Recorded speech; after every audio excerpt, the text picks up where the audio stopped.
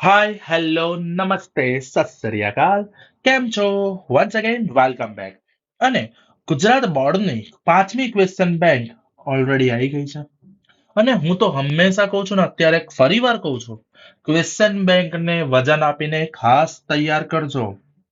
કોઈ paper set કરો ના કરો, પણ ક્વેશ્ચન બેંકને ખાસ તૈયાર કરજો. આ 5મી અને આ વર્ષની છેલ્લી ક્વેશ્ચન બેંક છે કે જેમાં તમને મોટાભાગના ચેપ્ટર્સ ટોટલી કવર કરી આપ્યા છે.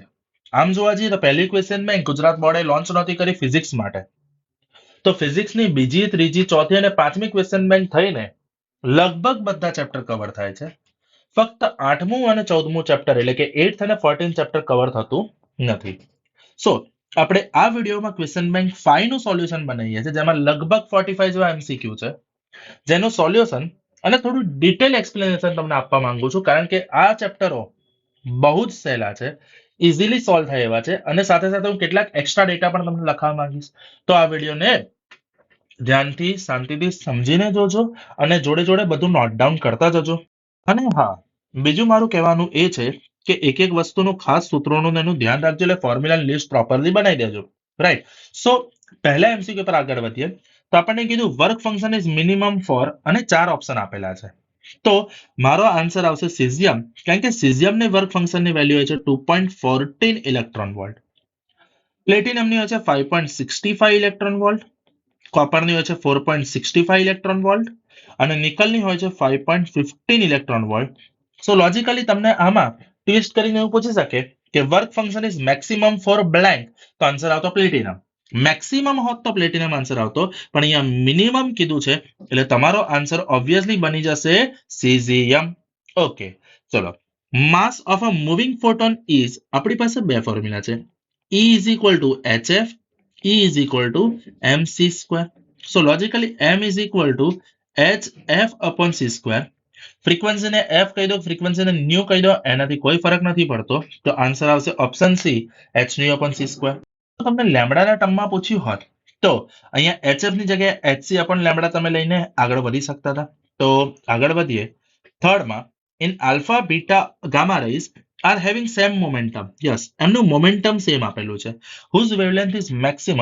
આપણને ખબર છે de Broglie wavelength lambda is equal to h upon p. હવે ઓબ્વિયસલી જોવા જઈએ તો h is a constant, so it depends on momentum, and for all of these momentums are same, so they does not depend on momentum. That's why their wavelength is maximum for all, so option none. But obvious છે કે અગર mass કીધું હોત તો lambda is equal to h upon mv લઈને તમારે lambda is inversely proportional to m કરવું પડતું. તો જેનું માસ મોટું હોત એની લેમ્બડા મિનિમમ હોત આલ્ફા માટે, જેનું માસ ઓછું હોત એની લેમ્બડા મેક્સિમમ હોત ગામા માટે. પણ અહીંયા આગળ સેમ મોમેન્ટમ કીધું છે, તો આપણો ઓપ્શન ઓબ્વિયસલી નન આવશે. Okay, let's move for the next. For if photoelectrons are not being emitted by UV rays, then with blank emission of photoelectron is possible. Okay, મતલબ તમારી પાસે એક મટીરિયલ છે કે જેમાંથી તમારે ફોટો ઇલેક્ટ્રોન્સ રિલીઝ કરવા છે, અને એના માટે તમે શું કરો છો, એક લાઇટ આપો છો, જે લાઇટ છે UV rays. Okay, UV rays ની ફ્રીક્વન્સી રેન્જ હોય છે 10 power 16 hertz to 10 power 17 hertz. Right. અને જો 10 power 16 થી 10 power 17 હર્ટ્ઝમાં રિલીઝ નથી થતું, તો ઓબ્વિયસલી તમારે આપવી પડતી frequency, you are giving the frequency less than it's work function. So તમારે વર્ક ફંક્શન કરતા મોટી ફ્રીક્વન્સી આપવી પડશે. સો આન્સર આવશે X rays, because X rays ની ફ્રીક્વન્સી છે 10 power 18 hertz to 10 power 20 hertz. બાકી બધાની ફ્રીક્વન્સી રેન્જ યાદ રાખવા માટે યાદ રાખવાની કે 10 power 11 hertz to 10 power 14 hertz infrared. તો જેની ફ્રીક્વન્સી ઓબ્વિયસલી યુવી કરતા ઓછી છે, તો એમાંથી ઇલેક્ટ્રોન નીકળવાના નથી. રેડિયો વેવ્સની મેક્સિમમ 1000 મેગાહર્ટ્ઝ છે. સો લોજિકલી જોવા જઈએ તો 10 power 9 હર્ટ્ઝ એ તો ઓલરેડી ઓછી છે. વિઝિબલ લાઇટ મેક્સિમમ છે 7 into 10 power 14 હર્ટ્ઝ. સો અગર યુવી રેસ થી એમિટ નથી થતું તો એક્સ રે થી એમિટ થશે. બાકી ત્રણની તો ઓટોમેટિક તાકાત રહેતી નથી. Okay, let's go for the next. If if E and P are energy and momentum of photon respectively, then decreasing wavelength. Okay, તો આપણે ફોર્મ્યુલા આપણને ખબર છે કે power is equal two energy upon time, and E is equal two hc upon lambda. right? And what we are doing, we are decreasing the wavelength, right? So if we are decreasing wavelength, it increases the energy, and if we are increasing the energy, p also increases. So in that case, p and e both increases. P and e both increases. Okay, now we are moving for next step 6. Okay, one alpha particle, deuteron, are moving with the speed v and 2v respectively, ratio of their de Broglie wavelength. Okay, alpha, logically alpha has got two proton, right? And deuterium has only one proton. So let's say mass of alpha is equal to 2 times mass of deuterium, right? Now we are supposed to move for ratio of de Broglie wavelength. Lambda is equal to h upon p, and that h is h upon mv. Okay, so logically lambda is proportional to 1 upon m into v. Now ratio of their, मतलब lambda alpha upon lambda deuteron is equal to, lambda alpha है तो उसके लिए M alpha V alpha नीचे आएगा, और lambda deuteron है उसके लिए M D velocity of D ऊपर आएगा. अभी देखो, मास ऑफ ड्यूटेरॉन, तो mass of alpha is 2 times of mass of deuteron है, और वेलोसिटी ऑफ ड्यूटेरॉन जो हमको बोला गया है 2v, एंड अल्फा की वेलोसिटी बोली गई है v. यहाँ पे वीवी कैंसिल होगा, मास ऑफ ड्यूटेरॉन कैंसिल होगा, टू टू कैंसिल होगा, so ratio will be 1:1, and it's option C. Easy. So आपको यहाँ पे डी ब्रोगली वेवलेंथ का तीसरा एमसीक्यू हो गया. Okay, now we are moving for 7 number. Lyman series of hydrogen atom is found in ultraviolet, right? Lyman ultraviolet में होता है, बामर विजिबल लाइट में होता है, बाकी सब इंफ्रारेड में होता है, याद रखना है. It's IMP for boards. Okay. Okay. Now minimum wavelength for Balmer series. Okay, for Balmer, 1 upon lambda is equal to R 1 upon 2 square minus 1 upon n square. Right. क्योंकि बामर है तो यहाँ पे 2 आएगा. रिडबर्ग कांस्टेंट है. ओके, सो हमें minimum wavelength चाहिए, मतलब ये मैक्सिमम बनाना पड़ेगा. लेट्स से कि जो n है इसको इनफाइनाइट बनाते हैं. सो यहाँ पे 1 अपॉन इन्फिनिट 0 हो जाएगा. सो आंसर रहेगा r बाई 4. तो 1 अपॉन लेमडा अगर r बाई 4 है तो लेमडा मिलेगा 4 upon r. So your option will be option A, 4 upon r. Okay, Rydberg constant दिया गया है तो उसका जो यूनिट होता है मीटर इनवर्स होता है. यहाँ पे आप देख सकते हो r और 1 अपॉन लेमडा यानी मीटर इनवर्स होगा. मीटर इनवर्स है तो l-1, right? Okay, Einstein famous mass energy equivalent relation equal to mc square. Easy. और इस तरह से पूछ भी सकते हैं, ये लोग काफी इजी है. सो यहाँ पे ये वाला एमसीक्यू कुछ ज्यादा अच्छा है, देख लीजिए एक बार. So if nuclear radius is blank metre then atomic radius will be equal to radius of earth. હવે એક વસ્તુ શાંતિથી સમજી લઈએ કે જ્યારે ન્યુક્લિયસની રેડિયસ 10 પાવર -15 મીટર હોય છે, ત્યારે ઓબ્વિયસ છે એટમની રેડિયસ 10 પાવર -10 મીટર હોય છે. એક રિલેશનને સમજી લો કે એટમની રેડિયસ ન્યુક્લિયસ કરતા 10 પાવર 5 ટાઈમ્સ ગ્રેટર હોય છે, મતલબ એટમ 1 લાખ ટાઈમ્સ ગ્રેટર છે. આપણને શું કીધું છે કે એટોમિક રેડિયસ અગર 6.4 ઇન્ટુ 10 પાવર 6 મીટર હોય તો એના ન્યુક્લિયસની રેડિયસ એનાથી 1 લાખ ટાઈમ ઓછી હશે. મતલબ કે ડિવાઈડ બાય આપણે, sorry for that, divide by 1 lakh કરીશું. 6.4 into 10 power 6 divide by 10 power 5, so that answer will be 64. Your answer will be 64. Reason છે 6.4 into 10 થતું, રાઈટ? તો આન્સર 6.4 આવશે. એક વસ્તુ શાંતિથી સમજી લો ફરી વાર કે એટમની રેડિયસ ન્યુક્લિયર કરતા 1 લાખ ટાઈમ મોટી હોય તો ઓબ્વિયસલી ન્યુક્લિયસની રેડિયસ એટમ કરતા 1 લાખ ટાઈમ નાની હોય. અગર જો એટમની રેડિયસ 6.4 into 10 પાવર 6 છે તો એના ન્યુક્લિયસની રેડિયસ 10 પાવર 5 ટાઈમ્સ લેસ હશે. Okay, now we are moving for next.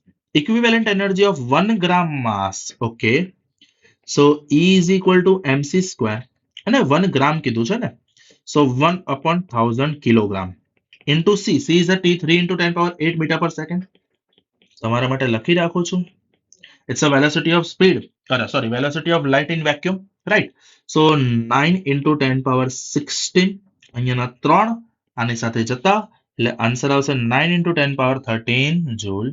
That is your option A. Now we are moving for next. Binding energy is a measure of nuclear stability. કે જેટલી binding energy વધારે હશે nuclear એટલો stable હશે. Nucleus એટલું stable હશે, right. Now we are moving for next. તો blank are same in isomers, proton, nucleons, neutrons, all. Yes. Isomer ની વાત કરીએ તો આઇસોમર પાસે પ્રોટોન, ન્યુટ્રોન અને ન્યુક્લિયન ની સંખ્યા સેમ હશે, ખાલી કેમિકલ પ્રોપર્ટી અલગ હશે. ઓકે. તો આઇસોમર, આઇસોટોપ્સ એ બધું ધ્યાનથી એકવાર જોઈ લેજો. Now average radius of nucleus is blank of atomic number. મતલબ રેડિયસ ઓફ ન્યુક્લિયસ ના એટોમિક નંબર નું relation R is equal to R0 a⁻1/3. તો ડાયરેક્ટલી પ્રપોઝનલ ના, inversely proportional no, no. Okay. So option D directly proportional to cube root of A ની 1/3 એટલે cube root of આવશે. Okay, that's great. We are moving for next. Volume occupied by atom is approximately blank times more than volume occupied by nucleus. V is equal to 4/3 pi r cube. मतलब logically જોવા જઈએ તો volume cube times greater હશે, right. હમણાં જ મેં સમજાવ્યું કે એટમ અને ન્યુક્લિયસ, તો ન્યુક્લિયસની રેડિયસ કરતા એટમની રેડિયસ 10⁵ ટાઈમ્સ ગ્રેટર છે. સમજો કે રેડિયસ ઓફ ન્યુક્લિયસ ની વાત કરીએ તો radius of nucleus is 10⁵ times greater than 10 power, radius of nucleus is 10⁵ times greater than radius of atom. So હવે વોલ્યુમ ની વાત કરીએ તો એનો ક્યુબ થશે 10⁵ ટાઈમ્સ નો ક્યુબ, that will be 10⁻15. ફરીવાર વોલ્યુમ ઓક્યુપન્સી કીધી છે તે ક્યુબના ઇક્વલ પ્રપોઝનમાં થવાની છે, અને આપણને ખબર છે કે ન્યુક્લિયસ કરતા એટમ 10⁵ ટાઈમ ગ્રેટર હોય છે, તો ઓબ્વિયસલી એનો વોલ્યુમ એનો ક્યુબ થવાનો, that is 10⁻15. Great. Helium, alpha particle helium, that is 2He4++. What is the meaning of alpha 2He4++? मतलब when helium nucleus loses its both electron, we get the alpha, but alpha got only 2 protons, no electrons, right? Sorry, it's only 2 proton and 2 neutrons. My mistake. Only 2 proton and 2 neutrons because it is not losing the neutrons, right? Now, slope of n to n0 e raised to minus lambda t is minus lambda. We need to take the log on the both side and we get the answer. Okay. Now, in discharge tube, intensity of spectral line is blank with rise of atomic density. अगर density बढ़ाते हैं तो हमें spectral line ज्यादा मिलेगी, increases होगा. Okay. So next one is ratio of kinetic energy, most IMP. Kinetic energy total energy of bourse orbit of hydrogen atom है, z equal to 1 होगा. ओके, मैं आपको काइनेटिक एनर्जी का पहला फॉर्मूला लिखाना चाहता हूँ. That's k is equal to ZE² upon 8πε0 Rn, right. अगर 1/4πε0 को k लिखते हैं तो small k ZE² upon 2r होगा. ओके. U हमें पता है minus k electron nucleus upon distance, so that is minus k ZE² upon r. जब हम दोनों का टोटल करेंगे तो इलेक्ट्रॉन की एनर्जी हमें मिलेगी -k ZE²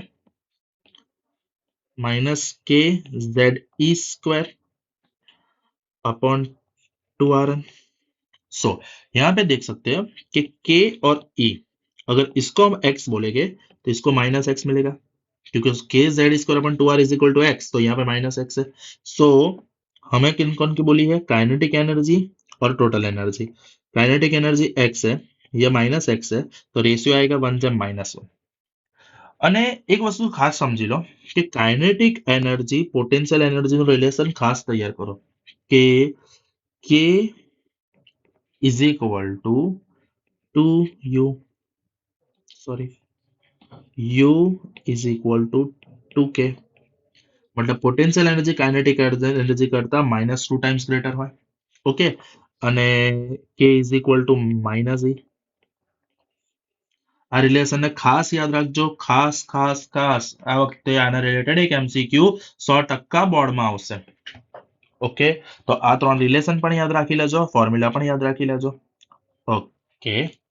now total energy of electron in first excited state. Okay, first excited state આપી છે આપણને that is -3.4 electron volt. then in this state potential energy same મેં હમણાં જ કીધું તમને કે તમારે રિલેશન યાદ રાખવાનું છે u અને k નું. so u is equal to -2k છે ને, u is equal to -2k અને k is equal to -e, k is equal to -e. so u is equal to 2e થશે, u is equal to 2e. so આપણને અહીંયા આગળ -3.4 આપ્યું, 2 into -3.4 answer થશે -6.8 electron volt. Electron volt check કરજો, જૂલમાં ના આપેલું હોય ધ્યાન કરીને. Okay, now ionization energy of 10 times ionized sodium atom. Okay, so En is equal to -13.6 z square upon m square. Logically z square time greater होगा, that will be 13.6 into z for sodium. Sodium के लिए z11 होता है. So square of 11 is 121, multiply करते ही answer आएगा 1645.6. Is it clear? Done. તો તમારો electron વોલ્ટમાં જ આવશે En is equal to -13.6 z square upon n square electron volt. Okay, that's great. We are moving for next. Borna. According to Bohr's atomic model, orbital radius of an electron in atom is blank, where n दिया गया है, z दिया गया है. तो orbital radius का formula होता है n square h square epsilon 0 upon pi m z e square. So logically वो n स्क्वायर अपॉन z पर डिपेंड करता है. सो यहाँ पे आंसर होगा ऑप्शन डी. थोड़ा प्रिंटिंग मिस्टेक है. Okay, now we are moving for question number 24, राइट? So if total mass of proton is converted into energy, then energy is blank mega electron volt. E is equal to mc square, right? And थोड़ा सा zoom करता हूं. सो m जो है वो proton के लिए होता है 1.66 into 10 power minus 27 kg. c होगा 9 into 10 power 16 क्योंकि स्क्वायर बोला गया है, अपॉन इलेक्ट्रॉन वोल्ट में जाने के लिए 1.6 into 10 power minus 19 करेंगे, और मेगा है मतलब 10 power 6 भी ले गया. सो यहाँ पे आंसर को जाएगा 9.33 into 10 power 2. अब 9.33 into 10 power 2 मतलब 931. So your answer will be 931. Easy. In which reaction neutron is converted into proton beta negative? बेटा नेगेटिव डीके. अगर प्रोटॉन को हमें न्यूट्रॉन बनाना है, प्रोटॉन को न्यूट्रॉन बनाना है मतलब वो बीटा पॉजिटिव. याद रखना है, प्रोटॉन को गायब करना है, पॉजिटिव को गायब करना है, पॉजिटिव डीके. और पॉजिटिव को लाना है तो नेगेटिव डीके, यानी हमें न्यूट्रॉन से पॉजिटिव पार्टिकल लाना है तो beta negative decay. Is it clear? IMP. Okay, energy equivalence of 0.5 gram is E is equal to mc square again. So 0.5 upon 1000 into c square, 9 into 10 power 16. So your answer will be 4.5 into 10 power 13. Okay, so 4.5 into option D. 4.5 into 10 power 13 joule. So radioactive element having N1 atoms, उसके पास पहले N1 atom थे, N2 atom, N2 beta particles उन्होंने DK कर दिए, तो decay constant कितना second inverse होगा. Okay, so dn by dt is equal to n e raised to minus lambda t. और वी कैन से इससे भी ज्यादा आसान वाला एक फॉर्मूला समझा देता हूँ, n equal to n0 e raised to minus lambda t. So यहाँ पे पहले कितने थे n1, फिर डीके होने के बाद कितने बचे n2. So e raised to minus lambda t की वैल्यू कितनी आएगी n2 upon n1. सो हमारा डीके कांस्टेंट भी कुछ इतना ही होगा, तो n2 upon n1 is your answer. n2 upon n1 is your answer. Is it? Okay. What is the velocity of particle with mass double than a raised mass? यहाँ पे एक formula जो आपको कई बार ये इस्तेमाल करना पड़ेगा, m is equal to m0 upon under root of 1 minus we square upon C square. So यहाँ पे हमें क्या बोला गया है, जो आपका मास है ना वो डबल है रेस्ट मास से, यानी आपका जो मास है वो डबल है रेस्ट मास से. रेस्ट मास हम m0 बोलेंगे upon under root of 1 minus we square upon C square. यहाँ पे m0 कैंसिल होगा, दोनों साइड स्क्वायर करके इसको सामने ले जाते हैं, तो यहाँ पे ये ऊपर जाएगा. So 1 minus we square upon C square is equal to 1 upon 4 होगा. सो इससे वी स्क्वायर अपन सी स्क्वायर की वैल्यू आ जाएगी 1 minus 1/4 that is 3/4. So v will be √3c/2 क्योंकि दोनों साइड हमें स्क्वायर रूट निकालना पड़ेगा. So it is √3c/2 is it. Slope of v0 to nu मतलब frequency that is h upon e. ये वाला तो सिंपल है. Okay. Now we are moving for next. Photons यहाँ पे photons होगा. Photons with energy 6 electron volt are incident on the surface of potassium whose work function is 2.1 electron volt. Then value of stopping potential मतलब जो आप energy दे रहे हो, आपने जो एनर्जी दी है वो थोड़ी सी फोटोन वर्क फंक्शन में चली जाएगी और बाकी की स्टॉपिंग पोटेंशियल में चली जाएगी. तो हमको स्टॉपिंग पोटेंशियल बोला गया है EV0 50 माइनस ई होगा ऑब्वियसली. सो यहाँ पे EV0 equal to E minus 50 होगा. सो यहाँ पे वैल्यू होगा 6 minus 2.1 that is 3.9 electron volt. यहाँ पे इलेक्ट्रॉन इलेक्ट्रॉन कैंसिल होगा यानी आपका आंसर आएगा 3.9 volt. Okay. Wavelength of the electron of energy 10 kilo electron volt is. Okay. हमें एनर्जी दी गई है, इससे हमें वैल्यू फाइंड करनी है. So E is equal to H C upon lambda. So lambda is equal to H C upon E. H की value रखो, सी की वैल्यू रखो, ई की वैल्यू रखो. तो आपको वैल्यू आ जाएगी 12.42 into 10 power minus 11 something metre में. So as this 12.42 into 10 power minus 11 metre something आएगी. आपको एंगस्ट्रॉम में लाना है तो वैल्यू आ जाएगी 1.2. एंगस्ट्रॉम में कितनी आएगी 1.2. Okay. So rest mass of electron m0 and it is moving with the speed of 0.6 c. Then when its mass, okay, so m is equal to m0 into under root of 1 minus v square upon c square. अब हमको यहाँ पे velocity दी गई है 0.6 c, right. So m0 is equal to under root of 1 minus 0.36 C square upon C square cancel हो जाएगा. सो यहाँ पे आ जाएगा m0 अपॉन 0.8. 0.8 मतलब m0 upon 8 divide by 10. Okay. So that is 4 upon 5. So 5 upon 4 5/4 m0 आएगा answer. Answer कितना आ जाएगा 5/4 m0 33. एक पेज ऐड करना पड़ेगा. सो 33 में हमें बोला कि number of photon emitted in 1 second from the bulb of 60 what. Okay. यहाँ पे हमें नंबर ऑफ फोटॉन्स फाइंड करने हैं ना. सो पावर बोला गया है तो P is equal to E by T लेंगे और E is equal to N H C upon lambda T. H F होगा H F equal to H C upon lambda. So यहाँ पे हमको फाइंड करने हैं एन लैम्बडा. एन फाइंड करना है. So N is equal to P lambda T upon H C. So for that from that power हमको बोला गया 60 वॉट. ओके. बल्ब की यहाँ पे वेवलेंथ नहीं दी गई है पर लेकिन बल्ब हमें पता है विजिबल लाइट देता है. विजिबल लाइट की वेवलेंथ होती है 400 नैनोमीटर टू 800 नैनोमीटर. सो हम एवरेज लैम्बडा ले लेंगे 60 इंटू 10 पावर माइनस 8 મીટર. ફરી વાર બલ્બમાંથી વિઝિબલ લાઇટ એમિટ થાય છે. વિઝિબલ લાઇટની વેવલેન્થની રેન્જ આપણને ખબર છે તો આપણે એવરેજ લઈને આગળ વધીએ છીએ. Where time t is a 1 second, h 6.626 into 10 power minus 34 joule second, and c is a 3 into 10 power 8. Solution lies so answer આવશે 2 into 10 power 20 almost, right. De Broglie wavelength of electron in its ground state is 2.116 angstrom. Its velocity lambda is equal to h upon mv.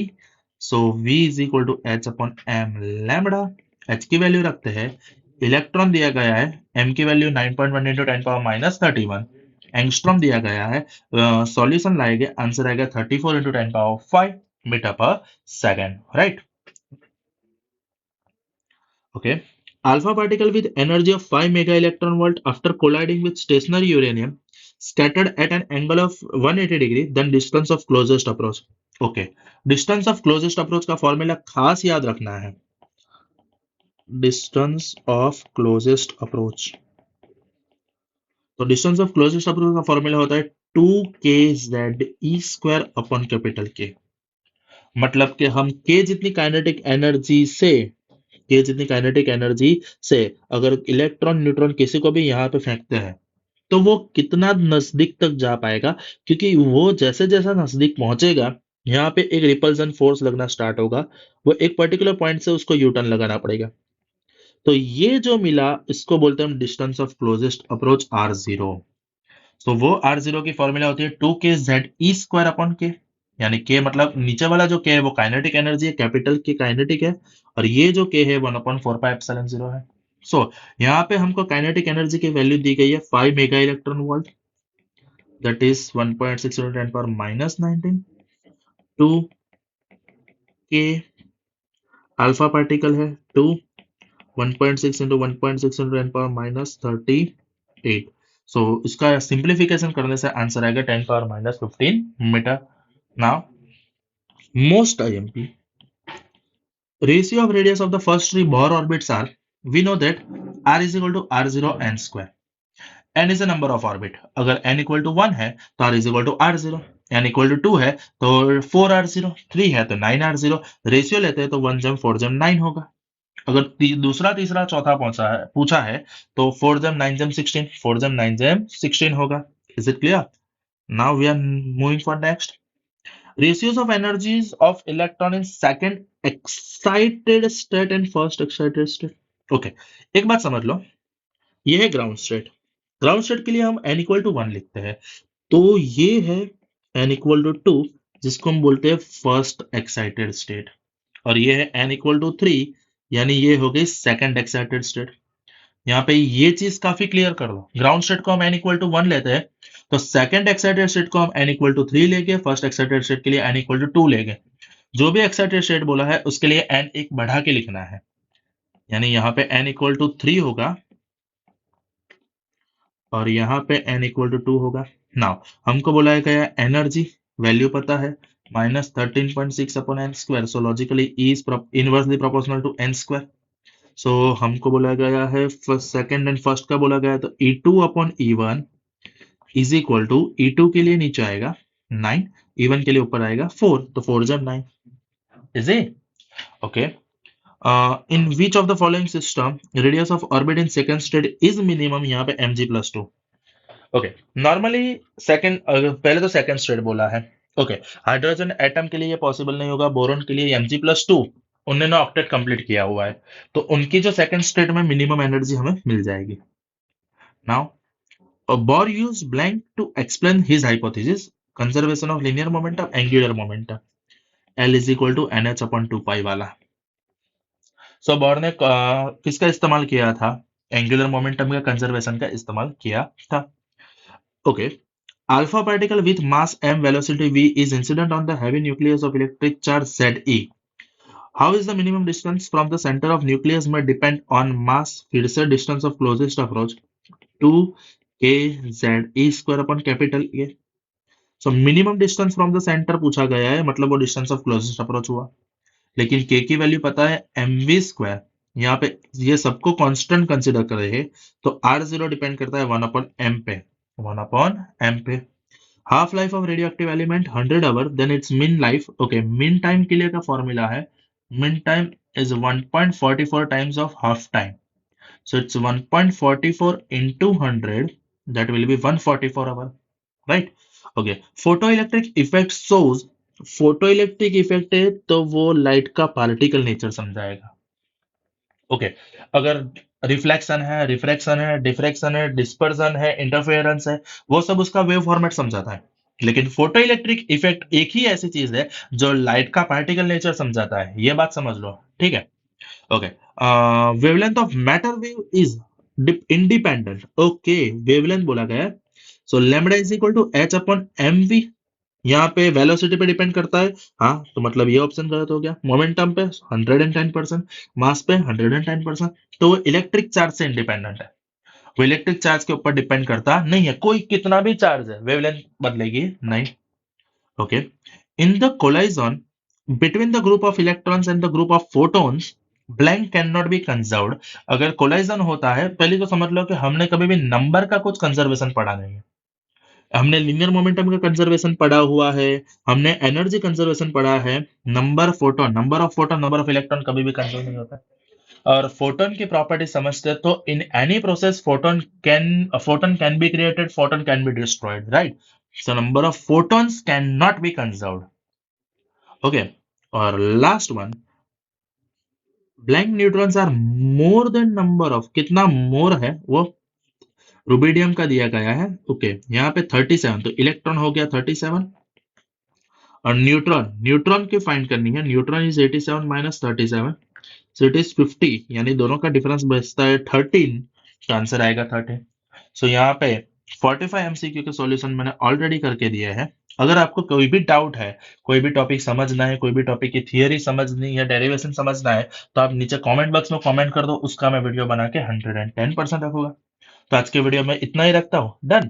Thank you, that's it from my side. Bye bye.